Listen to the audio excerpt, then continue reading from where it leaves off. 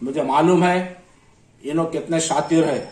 इन्हों अपने ऊपर नियारा बोल के अपने हाथ में जो जो तहसीलदार थे और जो ऑफिसर्स थे उनको वो जगह पे बिठाकर उनसे गलत रिपोर्टा लेकर इन्हों पूरा धरने में उसको ट्रांसफर किए। उसका रिकॉर्ड में पूरा लेके मैं हमारे नए मैडम जो हमारे चीफ सेक्रेटरी मोहतरमा आए हैं उनको हम देने वाले हैं और हाईकोर्ट में भी हम लोग केस डालने वाले हैं।